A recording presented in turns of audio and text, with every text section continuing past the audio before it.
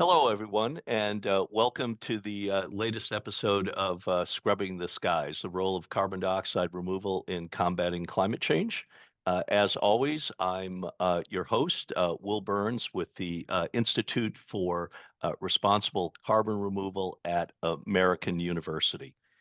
So, on this show, we talk a lot about the question of scaling of carbon dioxide removal, right? Assuming that at the base we believe there's a role for carbon dioxide removal and a substantial role.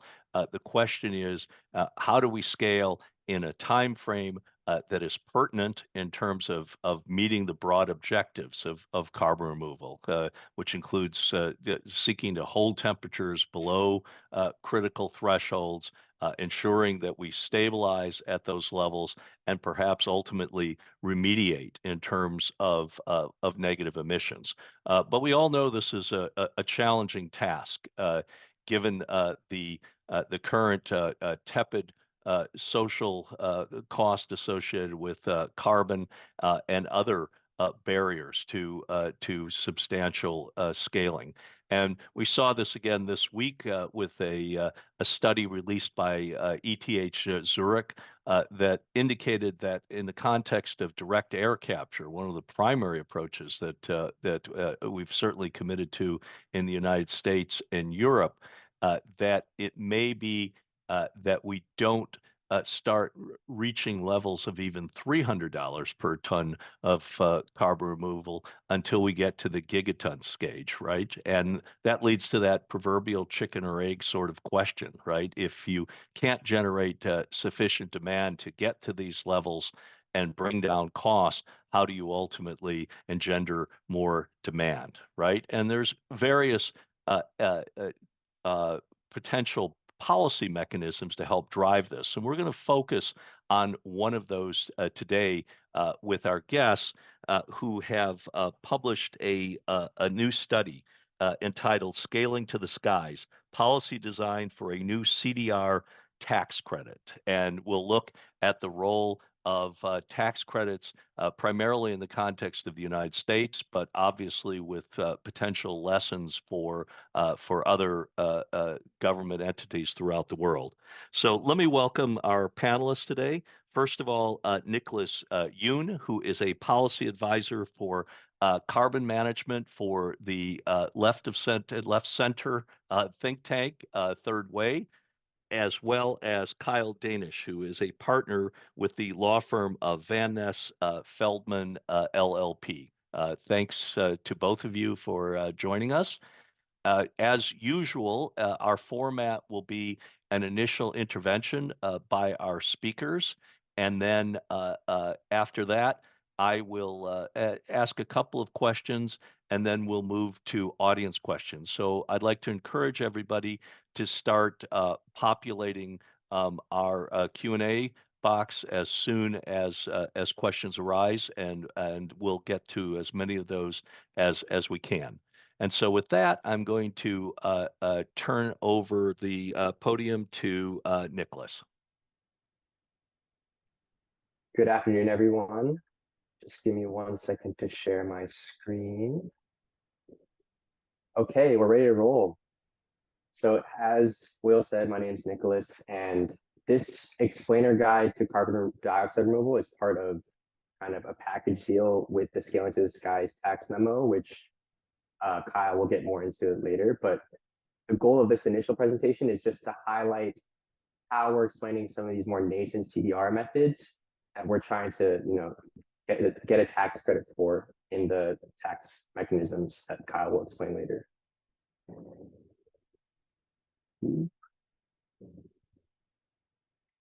There we go. Okay. So before we get into it, I'm aware that a lot of people attending this webinar already know what carbon dioxide removal is or CDR is. But I think it's important to note that as people in academia, we often operate in echo chambers. And so we can sometimes forget that the topics that we're working on are not so well understood by the general public. And so that's where this kind of explainer guide fills that hole, where we're trying to make these more nascent technologies that are very, very complicated when you get to the nitty gritty of it, accessible to the general public and policymakers. So the first kind of three parts of our introduction in this guide are, what is carbon dioxide removal? As we define it in the guide, it's the practice of removing CO2 from the ambient air and oceans. And one thing that we note in the guide is that the most important characteristic of a true CDR is that the amount of carbon removed and sequestered is more than the carbon emitted throughout the method's value chain. If that's not the case, then we don't consider it a CDR in our guide. The second is the context, the state of CDR in the US. Recently, US has allotted billions of dollars to CDR through the Bipartisan Infrastructure Law and the Inflation Reduction Act. But most of its policy support has focused on building out direct air capture, or DAC as it's commonly referred to. And outside of DAC, many of the CDR methods that we'll explain in this guide and highlight in this presentation are of low technology readiness levels, meaning that they're in the early stages of research, development, and deployment. And we at Third Way believe that meeting climate goals will require more policy support for these more nascent CDR methods in order to grow a more diverse CDR portfolio. And lastly, I kind of alluded to this earlier, but why a CDR explainer guide? CDR is such an umbrella term, and it covers many diverse methods that are not well understood, not just by the public, but also policymakers and even some members of the energy community. And our target audience at Third Way is congressional staffers, members of Congress, and the general public. So all these folks. And we believe that before we can implement a CDR, any sort of CDR policy, that policymakers need to first know, what is CDR? What are all these methods that I'm trying to get a tax credit for, trying to make policy for? And so the goal of this explainer guide was anyone who wants to know the basics of CDR can read this explainer guide and understand it. So how to use this CDR explainer guide. We broke down the description for each CDR method into three parts. The first is a simple diagram. We've all heard the saying, a picture is worth 1,000 words, and we really believe that's true. It can be hard to visualize these very nascent technologies when they're not actually built out in the world. And so we believe providing a simple diagram, a visual kind of aid in our description, will be like the biggest thing that readers take away from our guide. The second, after the diagram, is a top-line summary. Think of it as a one-sentence snapshot of the process, almost an elevator pitch for the CDR method. How can I get this just descriptive enough information into a single sentence? And then lastly, we provide a more in-depth jargon-free description. Policymakers and staffers cover a wide variety of issues, and it's unfair to expect them to know all the jargon, all the niche terminology that we're so used to in our different silos of speciality. And overall, these three parts we designed and implemented into our CDR guide so that readers could have the option to just dip in and dip out if they need to and get a certain piece of information. Or, as I'll explain later in the presentation, if they decide to read it front to back, there's also a method to the madness there. So this next section, I'll provide an explanation of just a few. This is not all of the methods that we cover, but if you want to get it more or get all the methods, you can see our CDR explainer, which is now live as of 9 minutes ago. And so I'm not going to go over how these processes work. If you want a more in-depth description of that, again, I'll point you to our CDR explainer guide. But I just want to note a few things that we try to do to make it as accessible as possible for readers. So the first thing is in our diagrams, as I pointed out, it's a very simple, broken down kind of visual aid of the process. We use arrows to kind of point readers through the process all the way from collecting waste through the processing facility, through the sequestration utilization pathways, and then also to, if they choose to follow that sequestration pathway, provide a visual aid with just enough detail that they'll understand what's going on without getting lost in the weeds of the science. And then, as I mentioned before, we provide a top-line summary. So I'm just going to read this one out loud just for this example. So Bikers combines photosynthesis with high heat chemical reactions to transform biomass waste into various carbon-rich materials for permanent underground sequestration and or utilization. So we could have had the option to go into gasification or pyrolysis, but in this kind of top-line summary, we want anyone, whether they have a PhD in the field to just a person with a specialty in a different field, they're all able to understand the sentence and understand what biomass with carbon removal and storage is. If we looked at enhanced rock weathering, again, we try to guide the reader by simplifying the process and breaking down into parts. So the top half is processing of the rock, and the second half, which is the bottom half of the image, is application of the rock. And while these are not the most detailed images, I think, as I said earlier, we're trying to strike a balance between providing just enough information so that readers can understand without getting lost in the weeds. Because at the end of the day, if policymakers are going to discuss these methods, they don't need to know, every single nitty-gritty detail. And then again, we present a top line summary. And note, I did use a more jargony term, CO2 mineralization, but in our description, in the actual guide, we go into explain this concept, again, in simple terms, but just enough so they can understand. And then we go into ocean alkalinity enhancement.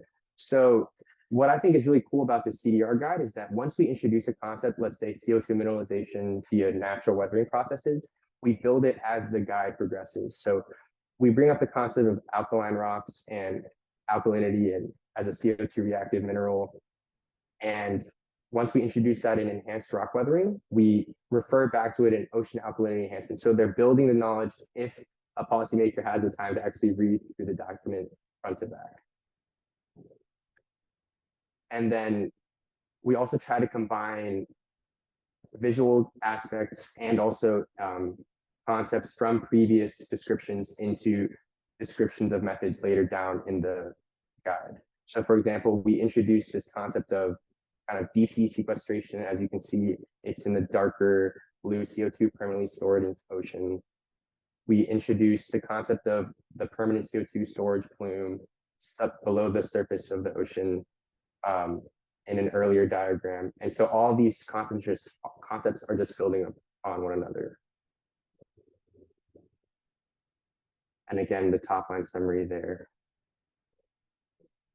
This was just supposed to be a quick kind of intro into what our guide is. If you want a more fleshed out reading of each CDR method and a more fleshed out introduction to CDR as an area, you can go to our guide.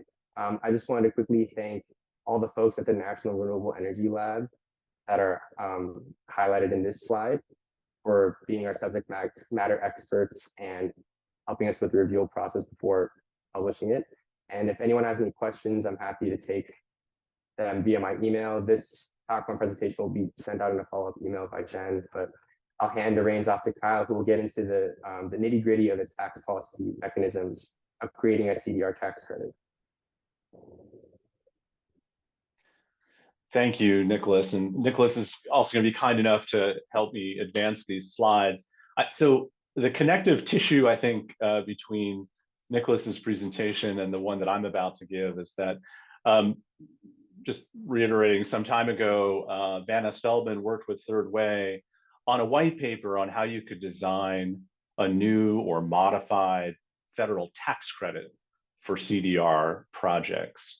And what's helpful about the material that Nicholas just presented is like, this is going to, moving forward to advocate for this sort of tax credit is going to require an enormous advocacy effort with members of Congress, their staff, to educate about CDR methods and how they work. So the Third Way work that that Nicholas just described will be really critical to that, and I think helpful for the whole CDR community in educating people. So what I'm going to talk about is this larger white paper that we co-authored that looks at sort of issues and options in designing a CDR tax credit. Let's advance one slide here. So the reason we're talking about this, obviously, I don't think there'll be much disagreement among this audience. There's an enormous need for CDR globally over a long period of time. Even after if we're successful enough in decarbonizing our economy, we'll still need to keep removing CO2 from the atmosphere in order to bring temperatures down. So if you look at IPCC and other studies, they talk about just enormous amounts of CDR.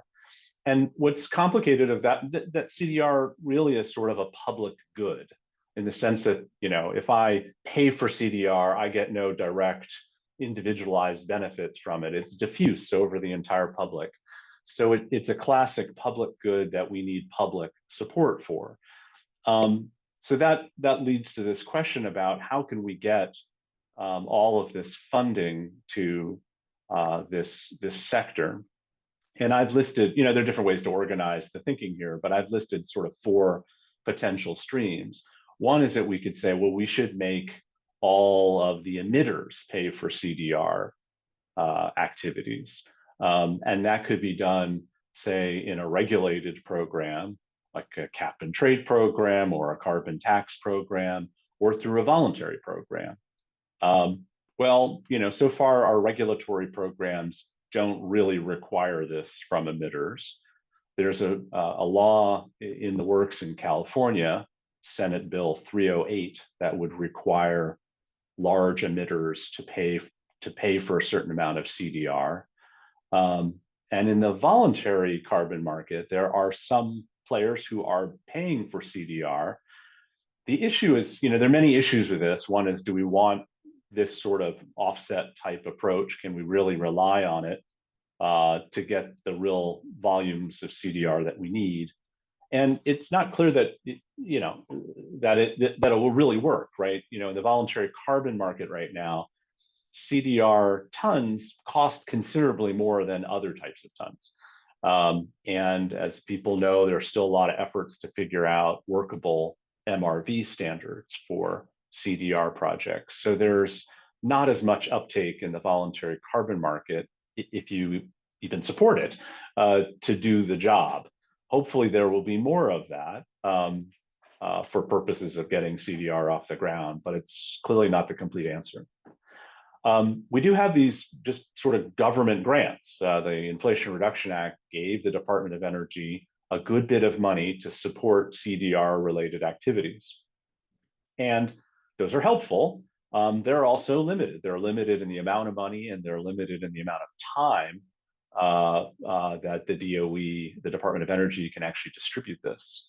They're very useful for supporting more RD&D in this sector and more activity generally.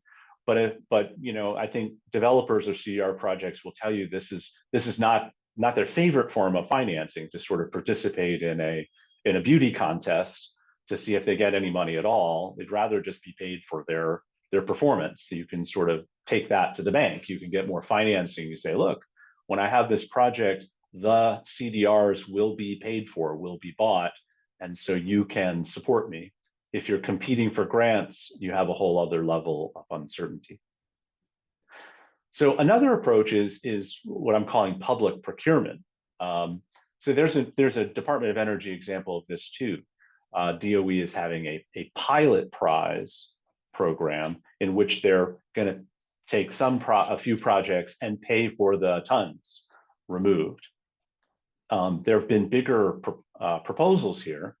The Energy Futures Initiative described what could be a large public corporation that would use taxpayer money to buy CDRs, buy tons. That is in many ways pretty close to the last part, which we'll talk more about, which is a tax credit approach, which is essentially another way to use the sort of taxpayer dollar to pay for this public good of removals. So the public procurement and tax credit models, they're different designs, but raise many of the same issues. But I'm going to talk more about tax credit design here. Next slide, please. So we do have a tax credit that does touch CDR. It's the 45Q tax credit that started, it's been in the tax code for some time. It started as a tax credit essentially for CCUS, for point source carbon capture with the CO2 sent to geological storage. In the Inflation Reduction Act, Congress added a new eligibility here for direct air capture, for DAC, and with a higher tax credit value. So instead of the basically about $85 a ton for CCUS, this is $180 a ton for DAC removals. But Congress omitted other CDR methods. So this raises the question, what can we do to get other CDR methods eligible for a new or modified tax credit? Next slide, please. So as we think about this new CDR tax credit, and you'll see I say new / modified. I think whether this is just a whole new tax credit provision or a modification to the 45Q tax credit, I think is mostly a political decision. Not necessarily, I don't think it necessarily has really major design implications. But as you think about this new credit, it's important to recognize that there might be different policy goals for the credit. I mean, one type of goal would be, let's just get the most removals at the least cost, or just maximize payment for removals. Another and slightly different goal would be, well, we want to support emerging methods. There are some CDR methods that are different levels, as Nicholas said, of technological readiness, but some of them that are sort of at a nascent stage now might be really important in this very long time frame we're talking about for CDR. So we want to give some support to those, even if they're higher cost. But then yet another policy goal might be, hey, but we don't want to have taxpayers giving out a lot of money without justification. Certainly lots of members of Congress that are worried about not opening the floodgates on tax credits. So these are overlapping, but in some ways competing goals. And you'll see that they lead to different sort of priorities when you think about designing a CDR tax credit. So what are the levers in a tax credit that you might expect Congress to play with? One is eligibility, like what methods are even eligible for a tax credit in the first place? The second is the form of the credit. I'll talk about different types of tax credits that might apply here. Third, obviously, is what's the value of the credit? How much money is going to be available for removals? And then finally, what sort of accountability measures are going to be in place? What requirements are going to apply for an eligible method to receive the credit? And to this end, it's important to keep in mind that different CDR methods have sort of different characteristics and attributes and levels of development. And I've identified here a couple that we talk about in the paper that seem to be most relevant probably in designing a tax credit. One is the level of permanence of removal. Some types of CDR methods have very high permanence, high certainty of permanence, geological storage, maybe enhanced weathering. Others have lower certainty about permanence or a lower time scale, maybe like nature-based solutions of various kinds, but might still be valuable in some other way or in some different time scale. Measurability. Part of this is just because a number of these methods are under development, they have different ability and certainty about the sort of removals that can be measured. And then some of them just by their nature are less measurable than others. So you might distinguish on the one side sort of a closed system approach, such as capture with geological sequestration, with an open system approach, where we're talking about ocean uptake, for instance, or mineralization, where we know it's going to get removals, but it's a little bit hard to know the precise number of tons. Again, they still may be valuable. They may just require a different approach. Technological readiness, we've discussed. Some like DAC are expensive, but well known how they work. Others are still being refined and need support for a while. Similarly with cost, some are very expensive per ton, some are less so. Some can, with greater financial support, their costs could come down over time. And then finally, going to have to consider the non-removal impacts of different methods, some of which are positive in the sense that some types of methods can produce some other thing of value, like energy or hydrogen or other products. Some of them have potentially negative non-removal impacts, possibly because they use a lot of resources. They're themselves energy intensive, or use a lot of land, for instance. So these are things that also probably will be considered in designing a tax credit program. So let's walk through the different design components one by one. So first on eligibility. Obviously, this is the first, you can look at this as sort of the threshold question. Is the tax credit provision going to say that only certain methods are eligible? So you can imagine on one side of the spectrum, you could just say anything that achieves removals is eligible. Another approach might say, well, we have more confidence in this listed group of methods, and we'll only do that. That's what Congress might feel comfortable doing. That provides some certainty. Those methods can qualify, but it may be hard if they're methods that could be valuable over time and are just not there yet. Now you need like an amendment to the law to get them in. That's difficult. Another approach would be to say only methods that meet certain criteria of measurability, permanence, et cetera, which would then delegate probably to the Treasury Department, maybe helped by the Department of Energy, to determine whether certain projects meet those criteria. Congress might be hesitant to do that, give away so much authority. That also might lead to a lot of uncertainty. And then finally, you could just imagine hybrids, right? Well, these specified methods are definitely eligible. And then we have criteria. If your method can meet the criteria, we'll let the agency make them eligible as well. And then what's the form of the credit? I'm giving here a couple of examples using the existing renewable energy tax credits. So there's one called a production tax credit. And that's, I think, mostly what we would think about here, right? Which is you get credit for your removals on, the X number of dollars per ton removed. That's like a production tax credit. There's something else from the renewable energy world, though, that might be helpful here called an investment tax credit, which doesn't look at production, but provides a sort of tax credit support for the capital investment in doing the project.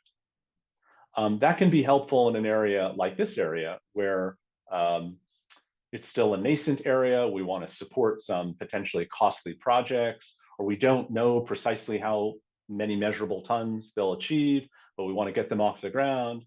You can also imagine hybrids between the two, which is also the case in the renewable energy area, which could be you have to choose PTC or ITC, or you can have a little of both, or we're going to do an ITC for a little while and then run it down because we think it only needs 12 years before people can sort of bring down their capital costs of doing these.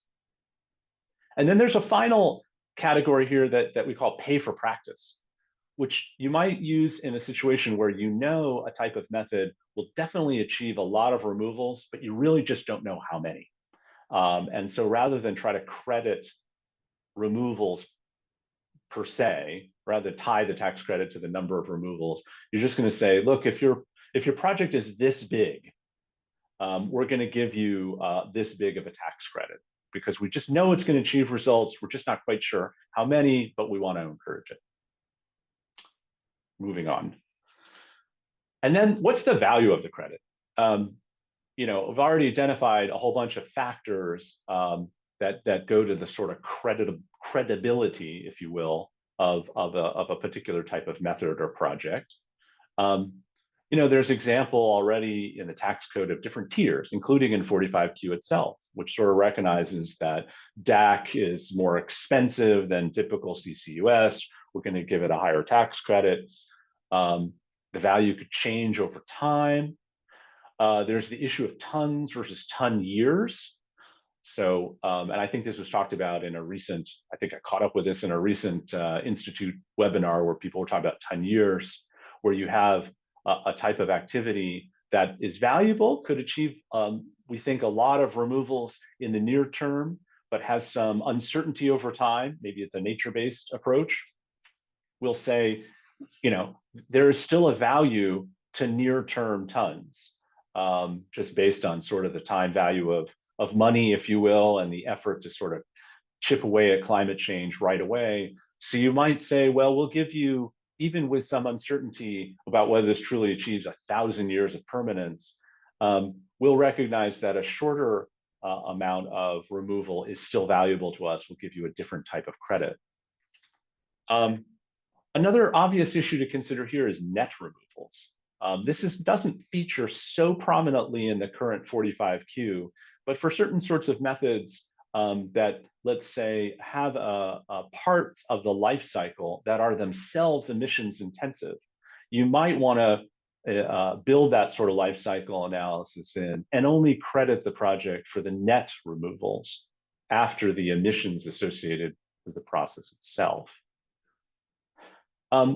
There's also in the tax code, particularly under the Inflation Reduction Act, is exception, a tradition of sort of doing adders for credits. So for instance, in many of the Inflation Reduction Act tax credits, you can get a higher credit if your project is paying prevailing wage to the people constructing it, or it's done in a energy community, a community that is currently wrapped around a coal-fired power plant that's going to close, but we're going to bring into it a CDR project. We want to help all communities sort of transition to the new decarbonized world. And so we like to promote a big federally funded project in those sort of communities. Another type of adder for Indian communities, Indian land. And then finally, another consideration as you think about the credit value is what the provision will say about the interaction with other tax credits. Some types of projects in the CDR world may be designed to that could be eligible for other tax credits in the code.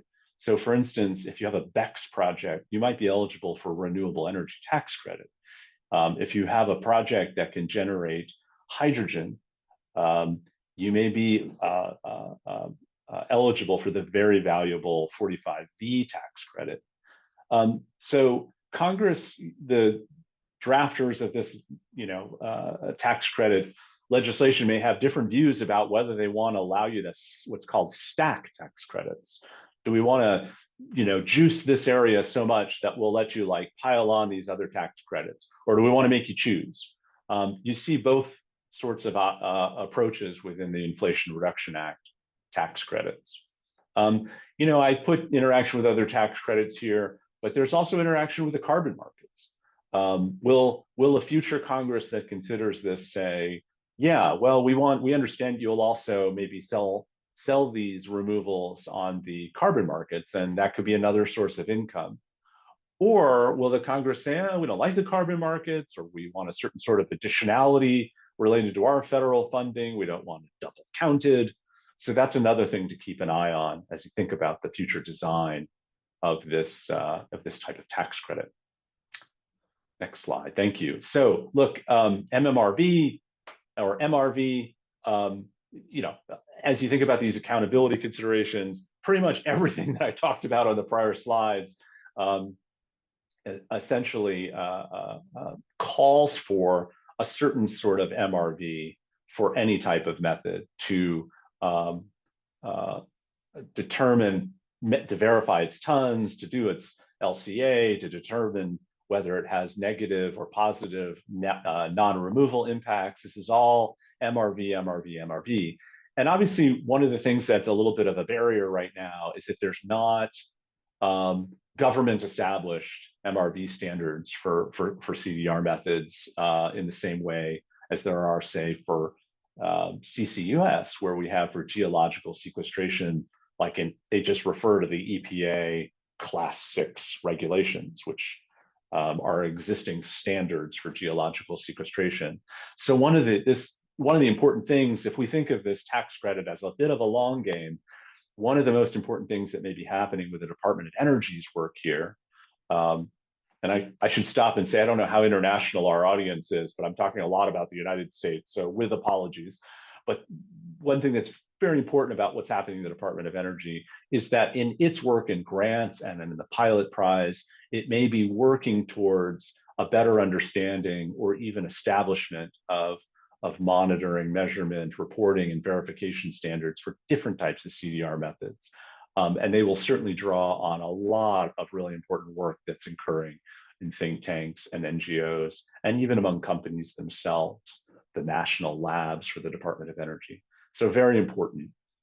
Related to that is that, and I think we're going to see this with some of the Inflation Reduction Act tax credits, and we'll certainly see here, there's just going to be so many types of activities that we're talking about that the Department of Energy, or well, really the Treasury Department, may have to stand up a certification body just to get third-party verifiers out there, because it's going to be very difficult for the Treasury Department, the Department of Energy, even the Environmental Protection Agency to get out into the field and look at all these different types of activities. So I think this is another thing to look for.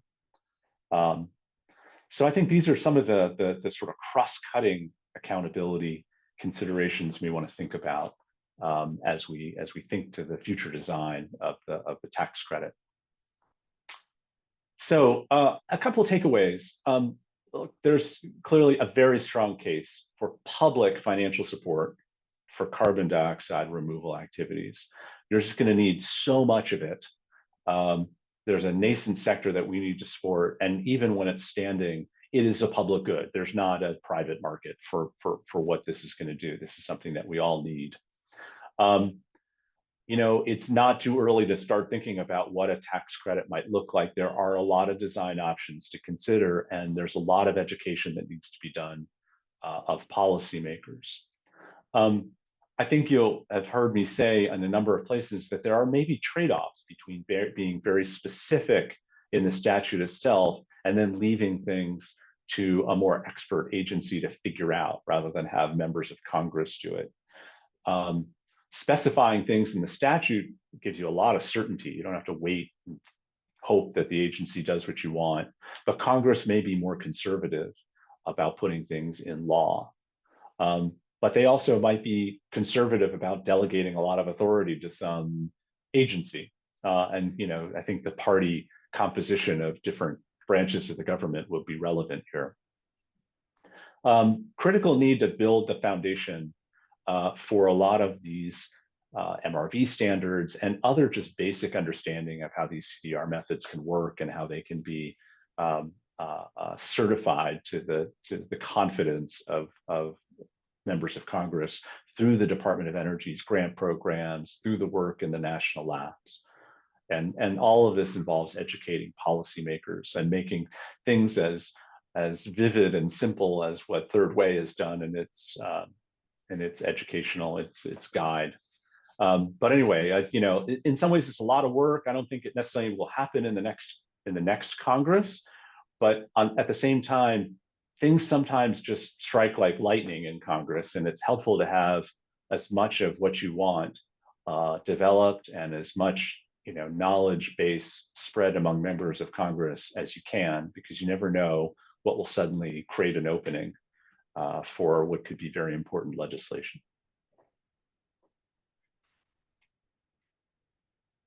All right.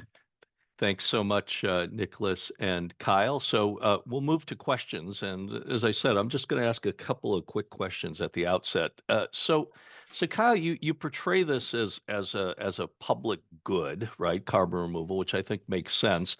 But some people would argue that carbon dioxide emissions are a public bad, right? And so the ultimately we should be imposing these costs directly on those that are emitters, right? And so why would you plump for a tax credit approach as opposed to maybe entirely trying to address this issue through something like a carbon take back obligation, which was one of the options that you mentioned? Or do you contemplate that they might be developed together, and if yes, why?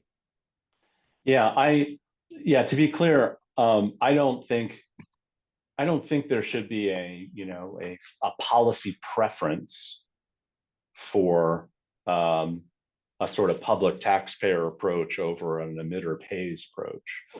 I think there's a long tradition in environmental law of emitter pays or polluter pays, and that's quite sensible. I mean, I guess there would be sort of an interesting question about whether all the CO2, and if we're talking about sort of like removing, whole stores of CO2 in the atmosphere, some of those are not, attributable to today's emitters. I think, that could be very complicated to sort of parse out who is the polluter pays for something that has a long-lived lifetime. But I think it may be in some ways I'm speaking to a sort of political economy that, I've Will, you and I, we've worked for many years in this space, and it doesn't seem like an economy-wide carbon tax or economy-wide cap and trade is in the offing in the near future. And so a tax credit type approach or a public procurement type approach may be what is most feasible. And then I guess you could also argue that, like, in a polluter pays approach, I guess two things. Actually, I'm sorry, you're making me think a little bit here now. One is that in a polluter or a pays approach, we may all suffer the price consequences anyway, right? They sort of Sure. come down to us. And then secondly, like at a certain point, if you really think it's quite effective, then it really does start to decarbonize, and you're starting to run out of emitters. But you still actually have the carbon in the atmosphere. So I mean, maybe in a perfect world, you'd have emitters pay until you have no emitters, and then you'd get the rest of it through sort of a public taxpayer type approach. But that maybe is cutting it too finely. Okay. Um, Another question: have you contemplated what level of tax credits would be required to ultimately drive the kind of scaling that you're contemplating? Right? If 45Q is inadequate, I understand to some degree one of your arguments is it's inadequate in terms of its breadth, but also in terms of perhaps its level. What level of tax credits would be required to get us to where we need to be? And from a political economy standpoint, do you think that's tenable? Yeah, I haven't done that sort of. I mean, I would rely on others for that sort of modeling of what sort of price is necessary, what credit level is necessary to do the work. I know that I've heard that even in the CCUS area, um, the lower tier of 85 a ton is just not proving enough really to lift CCUS projects off the ground. So it's more than that. But Hmm. we haven't done any sort of modeling, at least at Ness Feldman. I don't know whether Third Way has done more on that on the precise level. Okay. And then lax credit. So there's been a number of groups, including Taxpayers for Common Sense and others, that have indicated that they think, upwards of 90% of 45Q credits were issued either under fraudulent circumstances or without adequate information. And I know there's been some tightening up since then, but do you think that would be a major concern in terms of your proposal, and what would you do to ensure that we don't have those kind of concerns moving forward with taxpayer money? Yeah, I mean, I think Congress will be very attuned to that, I would think. Like they hate the idea of wasting taxpayer money. And so I think this is I guess I would say that for the CDR community, um, we need to be prepared to really meet a high standard of accountability, even if we think we're doing something good. That the sort of MRV has really got to come together to help members of Congress feel confident that they're really giving money for true removals that will actually occur. Okay. All right, so let's move on to some of our audience questions. First one from Ben Stewart. The slides raise a question. You've talked about finance and money and climate change. You've not mentioned environmental impact and cost. Where is environmental impact cost evaluated in the material process being presented? I think I meant to cover that within the the non-removal impacts. So here we're talking about, as I mentioned, the some types of CDR methods are themselves very heavy energy users and therefore may have their own emissions.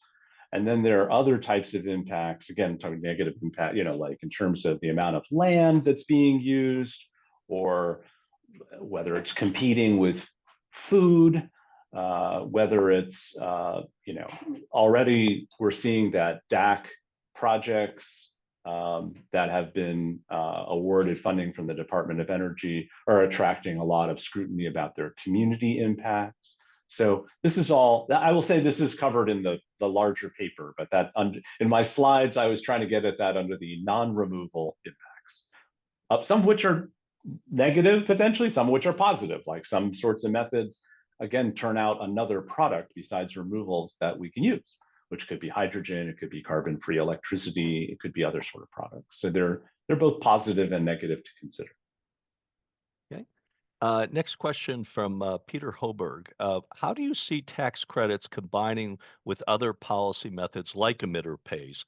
For example, if SB 308 is enacted in California, the emitters pay, but if there is also a tax credit, who gets it, emitters or suppliers? How will the combinations work? Yeah, that's interesting. I haven't looked at SB 308 for a little while, but my recollection is it's pretty, as I think I see sometimes in California, it it leaves a lot to the California Air Resources Board to sort of sort out. It basically introduces the idea that large emitters should, pay for a certain amount of removals, like, equivalent to 30% or something of their emissions, but I think leaves it to CARB to sort of work out the details. So California also has a cap and trade program. So those same emitters also have to turn in allowances for their emissions. To my knowledge, in SB 308, there's not a choice, right? I think you just have to both turn in allowances for your emissions. So you have to come up with some number of these scarce allowances and pay for removals. So in that sense, they're overlapping. One doesn't excuse the other. But otherwise, I don't know that I've given a lot of thought to the different ways these programs could interact. But at least, maybe California will be our first, as often happens in American environmental law and climate, particularly California may go first and show us a way. Okay. Next question from David Kunhardt. The value of any production, tons of removal tax credit, must be steadily reduced over time, similar to the reverse auction pricing of renewable energy subsidy pricing over the last 17 years, which has helped drive down the cost. Do you agree with that contention? Yeah, that's interesting. I guess I'd have to think about that a little bit. It seems to me that's what this may depend a little bit. Remember, I had a slide that sort of said you could have different policy objectives for your tax credit. I think if you're thinking of this mostly as, hey, we need to subsidize an emerging sector, as we did with renewable energy, then you might say, well, this credit can go down over time, the value can go down over time, or it can stop at a certain point. But renewable energy actually is a product that we also pay for. So once you stood up the sector, they were developing a valuable product. Here, removals are not they're not a private product. They don't. So we may need to have the value be high enough to launch the sector. And then the value will be, what is the value of a removal going over time to the public? And I don't know what that is. That might get higher or lower, or maybe if climate change becomes more acute, we would actually pay a lot more for removals. So I think it's not the industry promotional value model. solely. There's other stuff going on here, and so I can't. You could model it a number of ways. It seems to me what would be the right price for removals over time. Okay. Next question from Grant Faber. How does Congress specifically calculate the value of these kinds of tax credits, such as $180 per ton for DAC via 45Q, and how much influence do different industry stakeholders have over this process? You know, I'm trying not to give the most cynical response to that I mean, look, it's a political process, like, so people go in and they say, this is the cost of this is what we really need, and presumably members of Congress are balancing, like, again, like, what are the different goals of this, what does this industry need, what does the public need, how do we make sure we're not giving away a bunch of taxpayer dollars. And so I think there's just so many. I think the most favorable way to say it is that there are a lot of inputs, right? And who knows what the next Congress would do with this idea? I mean, the Inflation Reduction Act, which added the tax credit, that was passed by 100% Democrats in the Senate, right? So going forward, what will be the political composition for new work on this? We'll have to see. So it's people will have to go in and advocate and make a good case, because I think members of Congress are responsive to numbers and need, but there are a lot of considerations. Next question from Danny Cullenward. Given the track record with carbon market standards to date and the additional complexity with CDR, MRV, and life cycle assessment methods, how will a CDR tax credit policy avoid the problems with past carbon market efforts? Well, so I'll go ahead and be cheeky and I'll say it's all up to Danny and his development of very sound MRV standards that can be adopted in this area. But I mean, how can I answer this? I think that people care quite a bit about developing rigorous MRV standards for CDR methods, and CDR developers should be supportive of that, because they will have to escape the negative view of how the carbon markets have performed. It strikes me there are probably more things to say about this. It does seem to me that CDR methods are less infected by the difficulties around additionality. And there really is, for a lot of CDR methods, not much of any reason to do it economically.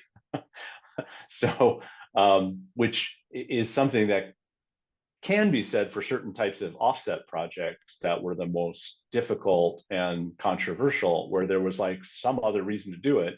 So was it really additional? Were you achieving additional reductions? But I think, Danny would have more views on that than I would, but I think that seems to be a relevant distinction and reason to believe that we can get to a better place with CDR methods than we did with, say, the early days of the carbon markets. Okay. Here's an anonymous question. How would tax credits work on the global scale? Yeah, that's a good question. I don't really know if I have an answer. I mean, there's not really much of a global tax regime. That's not something that we really have. I mean, there are efforts underway within the sort of Paris Agreement institutions, which introduce a notion of trading among parties to the treaty, to wrestle with with coming up with standards for CDR activities that country A could finance in country B, and that country A could sort of take credit for. So that's not a tax credit concept. That's more of a sort of an emitter pays concept, more of an offset concept. Yeah, and your report contemplates, at least in terms of addressing, I guess, questions of of equity when it comes to global climate policies using border adjustment provisions also. Is that correct? I seem to remember that. Those could be another source of finance, I think is maybe how we talk about that. I'm trying to remember what we say about that, in the sense that if there's a border adjustment tax, you know, country A is selling to country B a high emitting product, country B says, you know, we're going to do a border adjustment because you're not subject to the same climate standards that our industry is. You could do the adjustment. You can pay us. You know, you can give a source of money, or do something with the money, like, you know, or we'll do something with the money, which could be pay for CDR. So that might be another source of financing that would live a little bit more in the international system, be sort of a domestic policy as well. That would be funded through border adjustment charges. Another anonymous question. Based on the factors that you outlined for CDR tax credits, do you have a perspective on what approach or components would be optimal to include to move the CDR space forward? Yeah, it's a fair question. I'm not really sure. I'm not really sure I do. There are legitimately sort of different types of methods in different places that achieve different things, and it's hard for me to think about the optimal design that would move all of them along. I think I will say that, like, the dream of a perfectly technologically neutral CDR tax credit, in the sense that the tax, it's just, we're going to give you X dollars a ton for tons removed. I don't think that's going to happen. I think Congress will probably feel like it should come up with some more specificity and tiering and things like that. But I don't know what I would think of as optimal. I think there's this.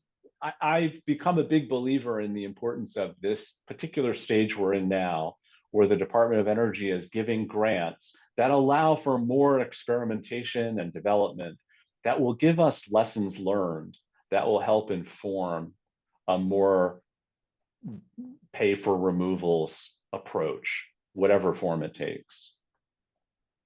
Okay. And let's see, this is probably our last question, an anonymous question also. Why hasn't the design of these tax credits taken into consideration a human rights approach, especially considering the troubling history of human rights violations associated with similar projects?